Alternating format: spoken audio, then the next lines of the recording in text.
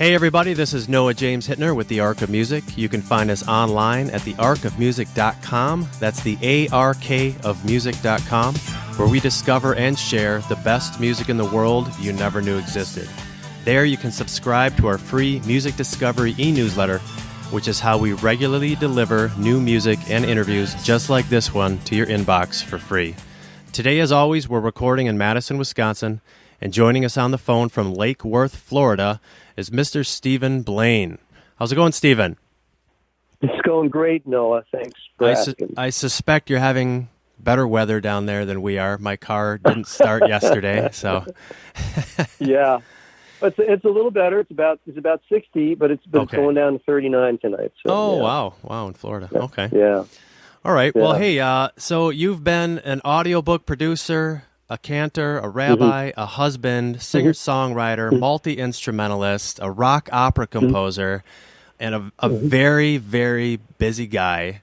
I've written about you a couple of times now, and it's fairly obvious that as a young boy there was an incident involving your grandmother and a talent show in Jersey City, which has more or less defined your life as a musician, or at the very least, it's set the stage for what has transpired, years and years later. We want to know all about singing Delilah at that talent show. Would you mind giving us the oral version of that story? I don't know exactly. I remember that I liked Elvis Presley back then. He was kind of cool. And it was before his, it was like the late 60s. And it was in my formative years, and I got an Elvis Presley. I loved the way he combed his hair, and I loved the way his crappy movies, I loved them. Sure. And then Tom Jones came along, and he was really, boy, the women loved Tom Jones, and he had his TV show, and so he sang Delilah, and one day, I guess my grandmother must have seen me singing or something. She said, "Well, Stevie," she said, "let's go to a talent show," if I remember it, and that was it. And I think I just sang it a cappella. I don't think there was anybody there to play it for me. And that was, look, when you're 12 years old and people clap for you, you kind of cursed. Right. That feeling is amazing. The idea that people could enjoy what you do. Yeah, it's intoxicating. At 12 years old, I can imagine. Yeah, and that really, that was my first thing in terms of performing that registered with me, and subsequently, moved on. Yeah. Well, we mentioned your grandma. And speaking of family, were there any other major musical influences, or are you the family's musical pioneer, so to speak? I am. There's no one else. I have a half brother, and he's musical, but no one really. Yes, that's the short answer to your question. Wow. Well, that's rare. I've talked with a lot of guys, and usually there was somebody. Yeah. So what did your family think of all that while that was happening? Well, I was an only child. I mean, I have a half brother, but I was an only child growing up, and I think that anybody watching a kid grow up, if you have an interest in something, you want to support that kid. Even in the '60s, they did that. Sure. So that was. I remember going for drum lessons too, and playing paradiddles, and I still don't know how to do that. But and then at 15, I got a guitar. My parents bought me a guitar, and there you go, man. That was it. That was a chick magnet for a while. It was great. Yeah, right on. Yeah. So you play guitar and piano primarily. Which would you consider to be your primary instrument, if you could choose? Wow. Well, the past couple of years, I had thought that piano was the way I wanted to go, but then I realized that going back to the guitar, my true style kind of emerged, and I'm really an Americana singer-songwriter kind of rock guy. I never accepted it, I thought I was kind of like a Billy Joel ballad guy. Okay. But I really prefer to be that rock guy who sings kind of gritty stuff or stuff that's interesting to people. Sure. As opposed to the balladeer who's singing about lost love all the time. Right. Well, I agree with you. I consider you to be probably the most Americana guy that we've reviewed. So I think that's right on the money. Thank you. Yeah. Thank you. Yeah. So a question we always like to ask our fellow guitar players: what was your first guitar, if you recall, and do you still have it? Do you still play it? Wow. Well, it was. I can't remember the name of it. I had it till about 10 years ago, I guess. I just kind of gave it away. It was a classical nylon string guitar. Okay. And for many years, I just didn't play it, because the nylon thing, it wasn't the right sound for when I was playing. But I think it had some kind of a Spanish name, of course, as most of them do. And sure. and maybe that an was Alvarez or something like that. Yeah, but it was pre-Alvarez. I don't think Alvarez even existed back then. But it was like a Hernandez or sure. something like that. And it felt great at 15 because the thing. Even when I tell people about learning to play an instrument, I won't push them towards a steel string. I'll say get a nylon string. Actually, I'll tell people to get ukuleles now. It's the best way to learn, I think. Okay. Interesting. Yeah. So how long did it take from the talent show moment as a kid until you finally stepped on stage as a performing musician? How long did that genesis take?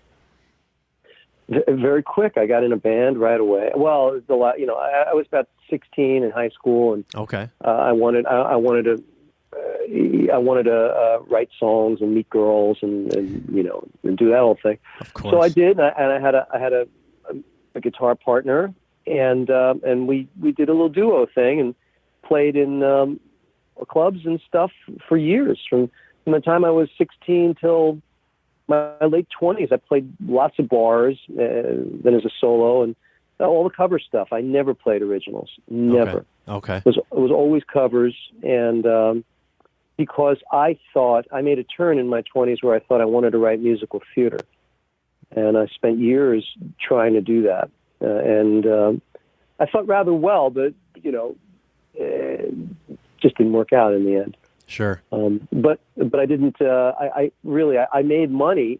It's a funny thing. Back then, and we're talking 70s, I would make $50 for a gig, and now when you go out and do a gig, you still get $50. Wow, I was just gonna say, you made $50 a gig in the 70s. Yeah. No, wow. No, it paid great, and 55 was low. 55 was low. Wow. Yeah, and so that's kind of a measure of where we are. And let me tell you something else. Me and a guitar, because I could sing, and a little rhythm box, I could almost get gigs anywhere. At restaurants, I could just pick them out of the air. Sure. And I could get gigs. Whereas, again, cut to today, 30 years later, where everybody works for nothing, or you're lucky to get a gig you don't have to bring people to. Agreed. I'm one of those guys, Stephen. I'm a guy who's trying to transition into being a full-time musician, and I can absolutely validate what you just said. They don't want to pay for music anymore. It's interesting. No, nothing. And then the only way you could get paid really is, as you probably know, is you have to do a wedding band thing. Right. And in order to make it as a wedding band, you really got to be pretty professional. You've got to be a sharp player, and it's not just for anybody. And then right. Those gigs are like wedding gigs. Yeah, they're long, and you got to be willing to do lots of covers and ignore your own music at that point in time. Exactly. And I think most people today, although I have a few friends in New York that are very happy. They're actually making money. The $100 gigs. But playing mostly covers. Sure. But you can eke out some money, but it's that has to be right for you. Me personally, I'm into writing and performing and writing. I'm in a groove, you know. I don't want to stop. I write every day, and I want to perform. Wow. There you are. So what was the? There was a point when you stopped wanting to do covers and started wanting to write your own songs and sing your own songs. Oh, when was that, and sort of what made you want to do that? 'Cause that's a big change. Well, you know, I actually wanted to. I always wanted to be a songwriter. To be honest with you, that was always my thing from the time I was playing gigs. I was writing songs, but I didn't really have the guts to, or they probably didn't sound good enough to me to play them out. So I did covers, and then like I said, I got into the theater groove, and theater songs are not the kind of songs you play at gigs. So it was a separate, you know, it was a separate compartment. Sure. And then I hung it up for 25 to 20, about 27, from the time I was 30 till 57, I guess. I just, you know, I wrote, you know, because I was being an audio book producer, I wrote, you know, music as underscoring, and I wrote, you know, children's songs, and I set things to music. So I always did it, but I never became an artist. And an artist, and really wanted to share, you know, what I thought were clever ways to look at the world, or just things that I thought would resonate for people. Right. And so it was 2014 that I said, you know what, I'm at the other end of this. My girls are all grown up. We're living in New York now, my wife and I, and you know, I've made a living, and now I can lighten up and I can write. Right. And that's what I've been doing. And it's been fascinating because, you know, I've written a lot of songs, and I've written a lot of garbage songs, but I know how to edit myself and what makes a song better. Right. So, which is something else you got to learn. You know? Yeah, you sure do. Just because you write something doesn't mean it's anything. You got to. Yeah. You have to sit with it a little bit and play with it, and I call it sculpting. I feel like a sculptor today. Right. You know, it's kind of funny you mentioned that, because the other side of this cool DIY era that we're in is what you just mentioned. And now, since everybody can do this for themselves, the benefit of having a gatekeeper is somebody who says, "Hey, this really isn't any good. You should probably leave that off." And I don't think that's happening so much anymore. You know, and no, every now and then. You know, we'll see music that, you know, that has songs that should have just been demos, and but there are, you know, there's just less of a objective mind, I guess, on some projects now, because, you know, it's a bunch of people doing it themselves. Well, that's you know, again, I completely concur, and in fact, that's a discussion I've had with. I have a 65-year-old minister friend who also fancies himself a songwriter, and we have this discussion all the time. I keep saying, "Well, who is the arbiter of quality today?" I mean, I don't understand that. I mean, I'll read art reviews even in the Times and stuff, and I'll play some of that stuff, and I'll say, "I don't know." You know, I'm not hearing it.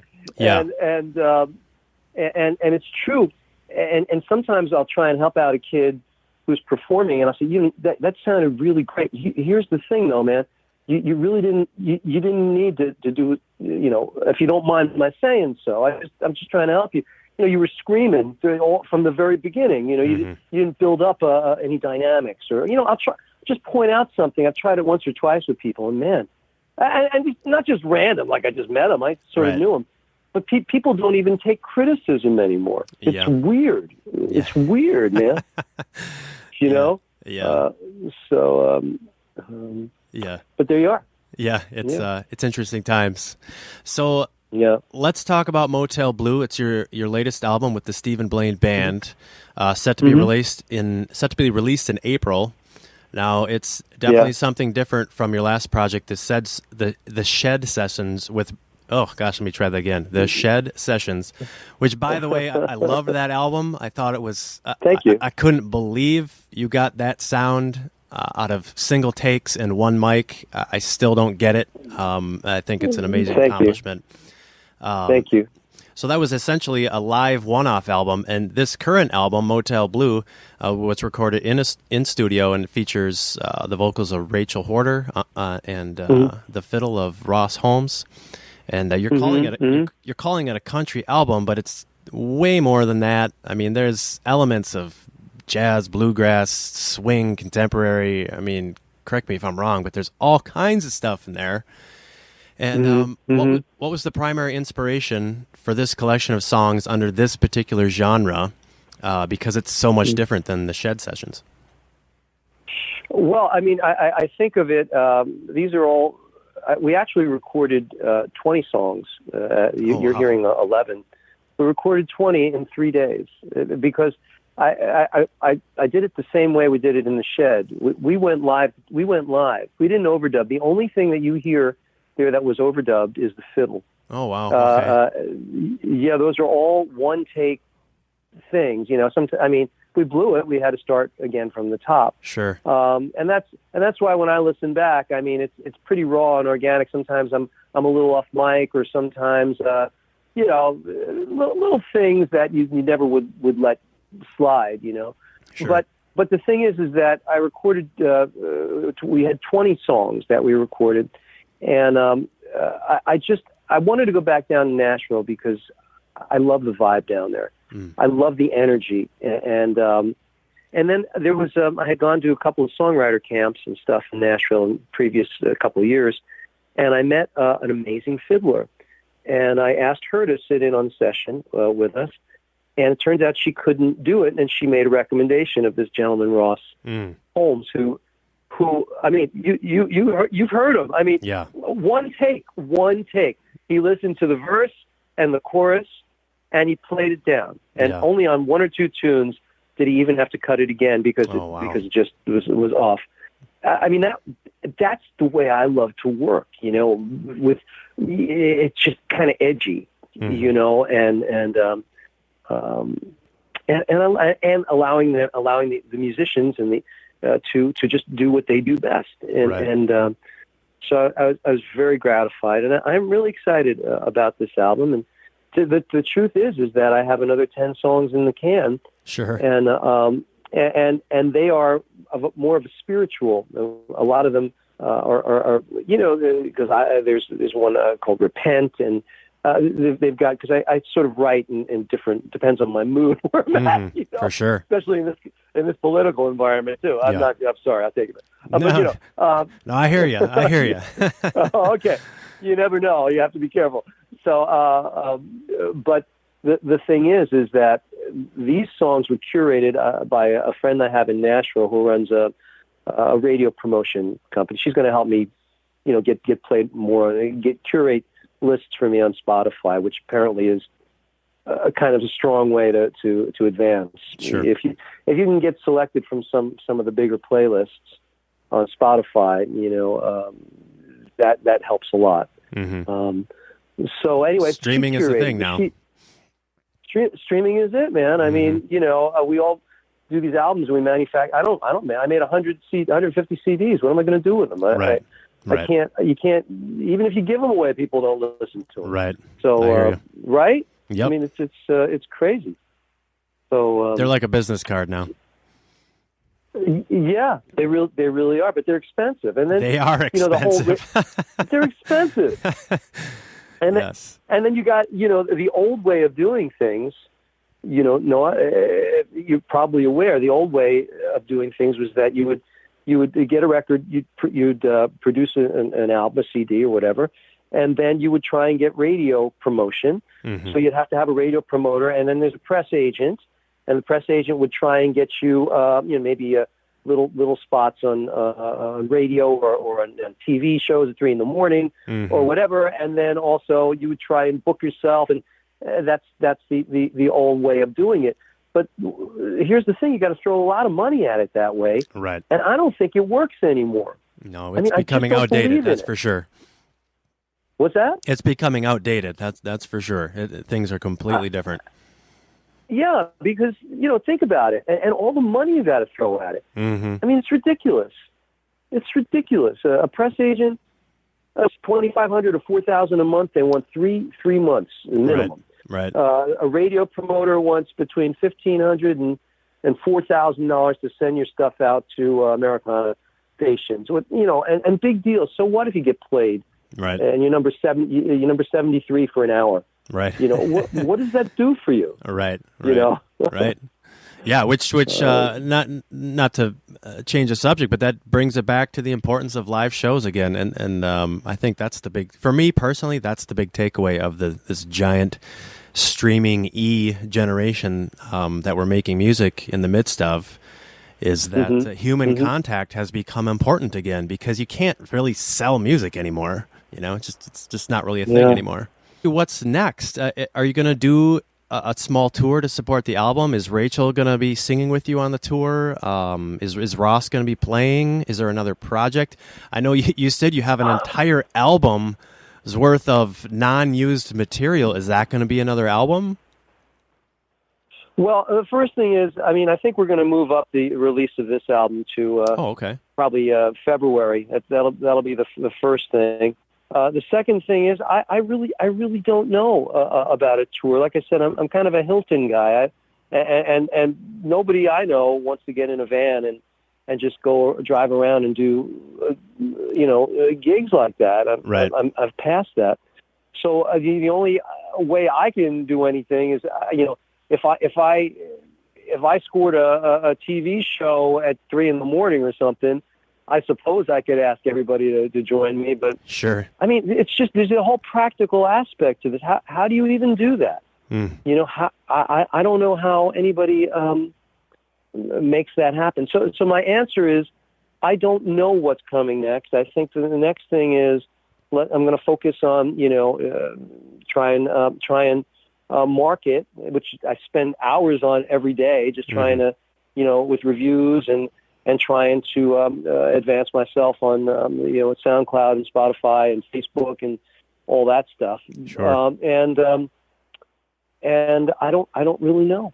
Okay, well that's fair. To be honest with you, I wish I did. That's fair. Yeah, I wish I did. Well, we'll keep an eye on you anyway. Yeah. Thank you. I can't even get. No, I don't know if you've tried. I can't even get into those. There's this thing called So Far, which offers kind of acoustic stuff for people that'll listen. You check it out if you're not aware of it. So Far, it's called? They won't even give me a gig. Really? Yeah, SOFAR. Yeah. Wow. Yeah, and they promote little gigs for like little house concerts. Yeah. And it's lovely. Right. But the demographic skews pretty young, so I guess it's I'm kind of old for that. But what if? Well, whatever. I share your frustration. I too, I had a really good busy gigging year. I can't complain about it, but there were a few moments where and I rarely do this, where I offered my service for free, and still got turned down. So it's a strange world, but we're gonna get through it. We're gonna get through it. I think the most important thing is that as artists, we continue to work at our craft and just, I feel like I'm a better writer today than I was, even 6 months ago. The trick is to sort of be sort of original or come up with something that's interesting. It's always a struggle, Right. But I enjoy the process, and I've enjoyed being interviewed by you. Right on. Yeah, well, that's what it's all about. You got to have a good time. Otherwise, why you doing it? That's rule number one. One of my best friends taught me. Rule number one, are you having fun? Yeah, absolutely. Absolutely. So we're going to end off here with a little desert island game. We like to ask all of our interviewees a few questions here. And okay. So it's just kind of, if you're on a desert island, ... So we're going to start with your favorite album of all time, and I know that's probably impossible for a guy like you to answer, but you have to pick one. What's the first thing that popped into your head? Wow. Just because you asked, and we were talking about Elvis, one of his earliest albums, pretty much the first one with him, Rockabilly Elvis, 1956. Okay. Respect. Just a great. Yeah, it was. I forget the name of it though. Yeah. But it was a great album. You know, it was raw, and it was him with just his trio, and it was good. Sure. It was really good. Sure. Yeah. So, how about your favorite song of all time? One song. Let's say you could only listen to one song for the rest of your life. What would that be? Jeez. I know. That's like not fair. Well, I'll just go with the Roy Orbison thing, "Crying." Oh, very nice. I just think it's killer. Yeah. Very nice. Very nice. Yes. Yeah. God, what a voice he had. Good Lord. It was great. So, Yeah. Last question. Yep. Mm-hmm. You get to collaborate with anyone, dead or alive. Who would it be?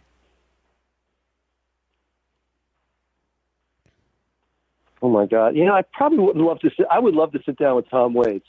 Okay. Right on. I would totally love that. I mean, because it would be so much fun to write a song with him. Sure. Man. Sure. Perfect. Yeah. Well, Stephen, it's been great speaking with you. Really appreciate your time. And I've enjoyed it, Noah. Thank you so much, and keep up the good work. You're doing amazing stuff, and we love you. I'm glad you think so. We feel the same way about your music. Thank you. That'll do it for us today. Thank you so much to Stephen Blane for joining us again. The name of his new album is Motel Blue. Please go to thearcofmusic.com and check out the album. There you'll find all the links you need to listen, watch, stream, and download Motel Blue. Thanks to all of you out there for listening, and please don't forget to sign up for our free Music Discovery e-newsletter. And just a quick reminder to all of you hardworking musicians out there, if you're looking to have your album or single reviewed on the Arc of Music, simply visit us at guaranteedmusicreview.com, where you can order a professional, timely review and interview. Until next time, all the best to all of you. Take care.